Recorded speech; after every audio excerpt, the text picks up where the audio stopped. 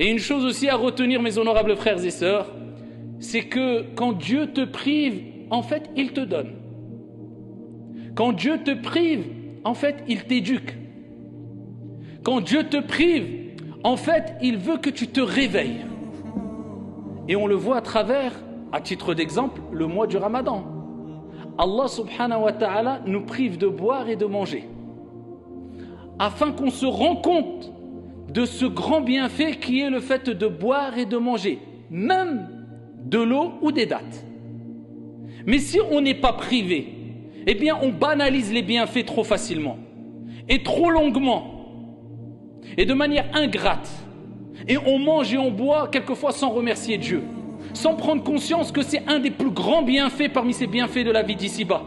On a même du mal à dire Alhamdulillah quand on finit de manger, louange à Dieu. Bismillah au nom de Dieu quand on commence à manger. Pourquoi? La banalisation des bienfaits. Et ça c'est un grand mal qui nous touche toutes et tous, quand on banalise les choses. En fait, quelquefois, ou quelque part on peut dire qu'on est un peu pourri gâté. Vous avez un enfant, quand on le rend pourri gâté, tout ce qu'il veut, il donne plus d'importance à ses jeux, aux cadeaux qu'on lui donne, à peine il dit merci. On est un peu pourri gâté, nous. Comme on a des bienfaits tous les jours, la vue, la santé, la sécurité, le logement, le chauffage, l'eau, la nourriture. Peu d'entre nous remercient Allah comme il se doit. C'est pour cela qu'Allah Azza wa Jalla a dit وَقَلِيلٌ مِّنْ عِبَادِيَ الشَّكُورِ. Et peu de mes serviteurs seront reconnaissants. Et certains compagnons, certains pieux disaient Allahumma ij'alna minal qalil. Oh Allah, fais de nous des gens qui font partie du peu, de la petite quantité. Parce que Dieu a dit peu vont être reconnaissants vis-à-vis d'Allah. Et quand Dieu te prive, eh bien c'est pour te rappeler à l'ordre, pour te dire, tu vois, tu l'avais et tu ne donnais aucune importance, maintenant tu l'as plus. Maintenant tu vas retrouver ce que tu avais perdu.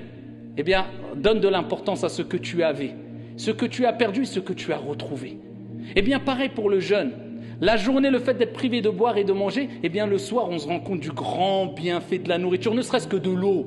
Une gorgée d'eau, qu'est-ce qu'on donnerait quelquefois pour une gorgée d'eau dans la journée? Mais on se prive par amour pour notre Seigneur. On patiente parce qu'on sait qu'après l'effort, après la difficulté, après la patience, vient la récompense et l'apaisement et la sérénité. Et c'est bien, c'est pareil pour toutes les épreuves de ta vie. Quand Dieu te prive d'un emploi, Dieu te prive d'argent, Dieu te prive d'une part de ta santé ou d'une partie de ta santé, Dieu te prive d'un membre de ta famille, c'est pour te rappeler à l'ordre et pour te dire, regarde, tu l'avais, peut-être tu n'étais pas assez reconnaissant, je veux ton bien, je te le prive mais je te le rendrai. Parce que la yukallifullahu nafsan illa wus'aha.